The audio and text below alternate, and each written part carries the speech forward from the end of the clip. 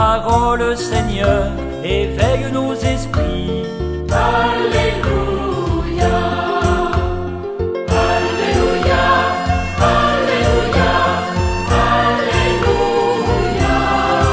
Ta parole, Seigneur, fait danser nos lèvres. Alléluia,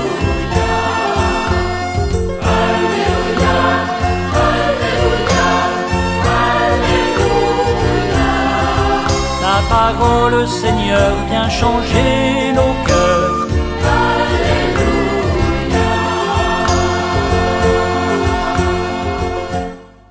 Le Seigneur soit avec vous et avec votre esprit. Évangile de Jésus-Christ selon saint Luc. Gloire à toi, Seigneur. Le même jour, c'est-à-dire le premier jour de la semaine, 2 disciples faisaient route vers un village appelé Emmaüs, à 2 heures de marche de Jérusalem, et ils parlaient entre eux de tout ce qui s'était passé. Or, tandis qu'ils s'entretenaient et s'interrogeaient, Jésus lui-même s'approcha, et il marchait avec eux. Mais leurs yeux étaient empêchés de le reconnaître. Jésus leur dit, « De quoi discutiez-vous en chemin ?» Alors ils s'arrêtèrent, tout tristes. L'un des 2, nommé Cléophas, lui répondit, « Tu es bien le seul étranger résidant à Jérusalem qui ignore les événements de ces jours-ci. » Il leur dit, « Quels événements ?» Ils lui répondirent, « Ce qui est arrivé à Jésus, le Nazareth. Cet homme qui était un prophète, puissant par ses actes et ses paroles, devant Dieu et devant tout le peuple. Comment les grands prêtres et nos chefs l'ont livré, et ils l'ont fait condamner à mort, et ils l'ont crucifié. Nous espérions que c'était lui qui allait délivrer Israël. Mais avec cela, voici déjà le 3e jour qui passe depuis que c'est arrivé. À vrai dire, des femmes de notre groupe nous ont remplis de stupeur. Quand, dès l'aurore, elles sont allées au tombeau, elles n'ont pas trouvé son corps. Elles sont venues nous dire qu'elles avaient même eu une vision des anges qui disaient qu'il est vivant. Quelques-uns de nos compagnons sont allés au tombeau et ils ont trouvé les choses comme les femmes l'avaient dit, mais lui, ils ne l'ont pas vu. Il leur dit alors, « Esprit sans intelligence, comme votre cœur est lent à croire tout ce que les prophètes ont dit.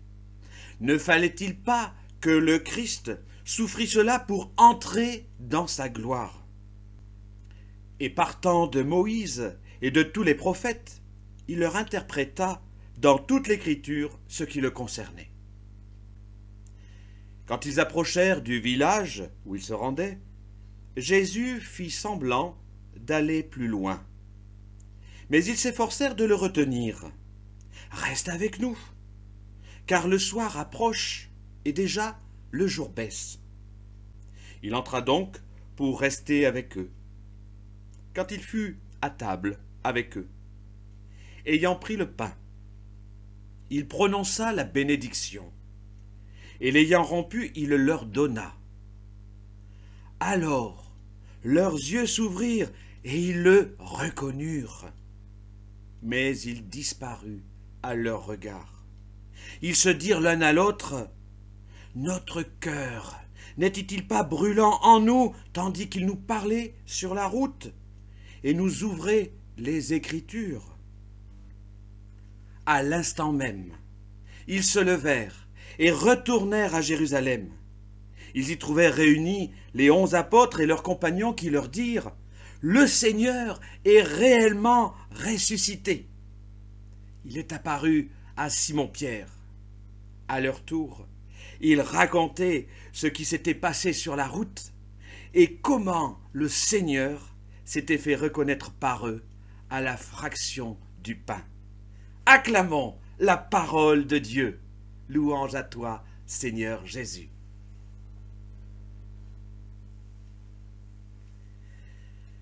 Nous voici donc maintenant au 3e dimanche de Pâques.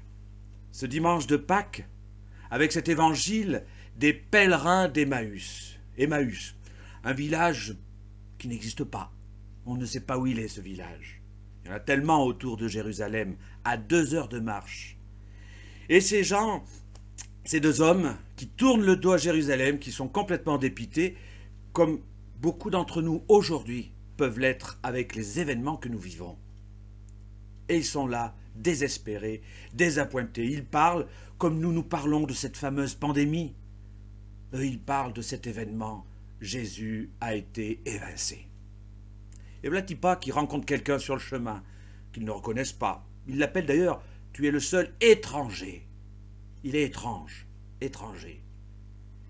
Et cet étranger va leur poser des questions, et eux vont être surpris. Un peu comme aujourd'hui, en ce mois d'avril, au milieu de cette pandémie, si quelqu'un débarquait, il nous dit « Mais qu'est-ce qui se passe? Pourquoi vous êtes confinés ?» Et là, ce Jésus vient les rencontrer, et il va leur parler. Il va leur ouvrir l'Écriture. Et en eux commence à se passer quelque chose. D'ailleurs, quand ils arrivent près du village, Jésus fait semblant d'aller sur un côté, et eux le ramènent. Ils disent « Mais non, reste avec nous. Toi bien qu'il va faire nuit, reste avec nous. » Et il va rester avec eux. Et là, il va faire ce geste, la fraction du pain. Et là, leurs yeux vont s'ouvrir. Tout va être révélé. Jésus est vraiment ressuscité. Ils ne l'avaient pas reconnu. Pourtant, ils disent bien, mais notre cœur n'était-il pas brûlant en nous, tandis qu'il nous parlait sur la route? La rencontre de Jésus, la parole de Dieu et la fraction du pain. Tout ce cheminement, vous le savez, c'est l'Eucharistie. Hier, par exemple, nous avons fait notre partage d'évangile et nous avons eu la chance et l'honneur d'avoir notre évêque, Monseigneur Caliste, qui a pu partager ce temps dans notre conférence téléphonique. Et à la fin, j'ai rappelé une amie et elle m'a dit « Je suis en grand manque d'Eucharistie ». Et pour ceux qui sont en manque d'Eucharistie, je voudrais vous faire remarquer un petit détail dans cet évangile. Les 2 disciples ont reconnu Jésus à la fraction du pain. Mais ont-ils mangé ce pain? Non. Ils ont reconnu Jésus à la fraction du pain.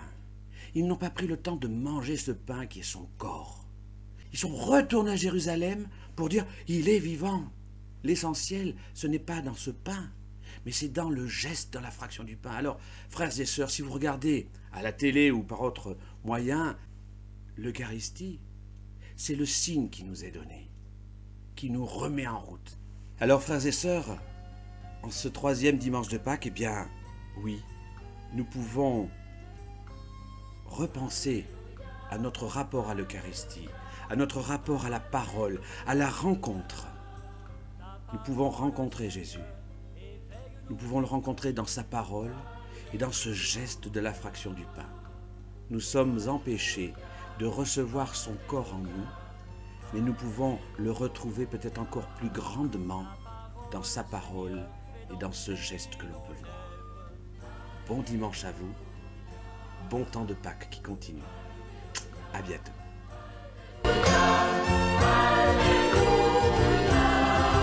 Ta parole, Seigneur, vient changer nos cœurs.